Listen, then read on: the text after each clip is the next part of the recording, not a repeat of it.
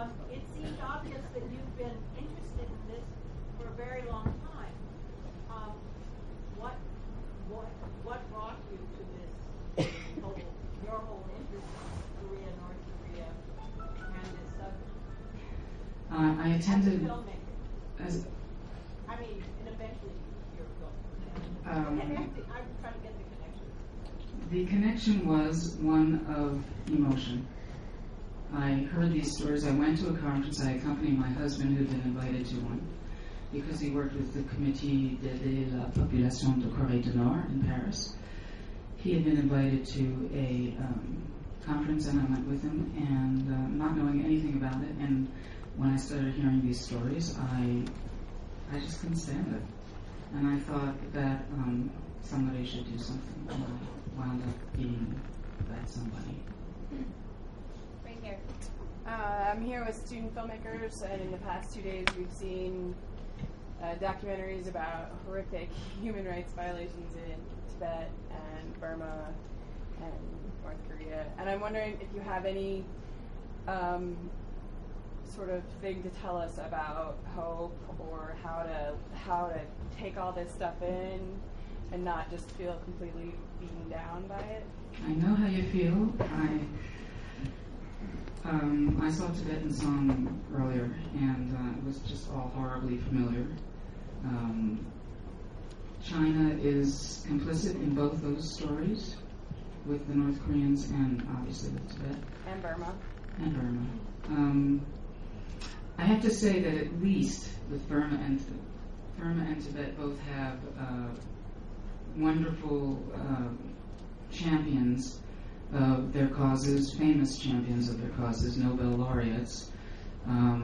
This doesn't diminish the suffering of the people inside, but at least the awareness of what's going on there is far greater than what's going on with North Korea. So, at least this is a first step in getting the North Korean story out. The hope is that there is an international criminal court, that there is awareness growing, that I really believe that kind of regime just cannot stand forever. One of the conferences we went to was in Warsaw, and this is a post-communist country, and here are these gigantic bears.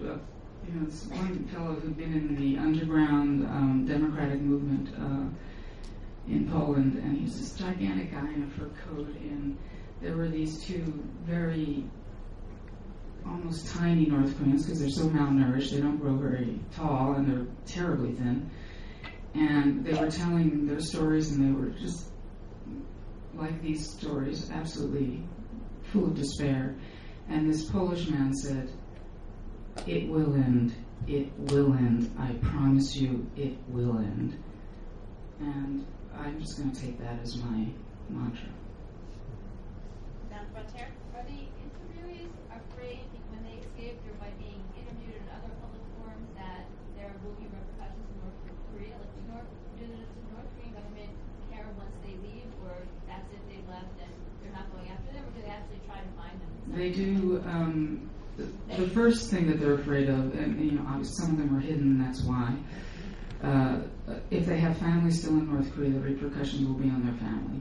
They'll go straight to camps. And a couple of my people said that they couldn't find their families anymore, so they think that the families have been taken to camps. There have been cases of North Korean agents pursuing people in South Korea and killing them. I don't know how much that happens anymore, but it has happened.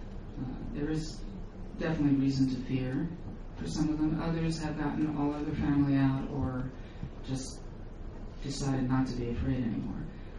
Shin Dong-hyuk, the boy who was the man who was born in the camp, his father is no doubt dead by now. He left behind in the camp, so he has nothing left, so he has nothing to fear. Last question. How did he get out of the country once he escaped the camp? He ran down the mountain, and this was so astonishing. He thought, what a wonderful place. All these people, they wear all different kinds of clothes, and they can get in and out of a car if they want to. He was just amazed by North Korea.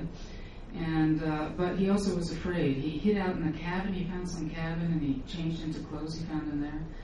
And he found some people who were sort of wandering, and a man who was like living next to some railroad tracks who told him, you have to go to China, and he sort of hitched a ride on a truck for a while, people who were peddling things, and he managed to get across the river, and he was wandering around in China, just kind of, he worked more or less as a slave in a farm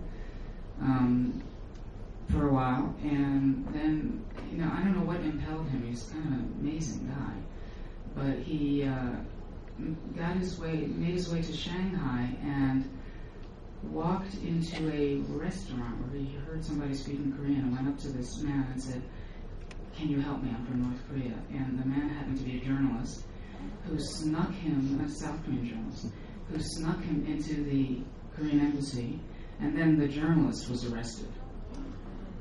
And so, that's another story of like he got through the electric fence, but the other guy didn't. And anyway, the journalist did get out of jail, but he's not out in China anymore. And so we'd like to thank you for bringing this up.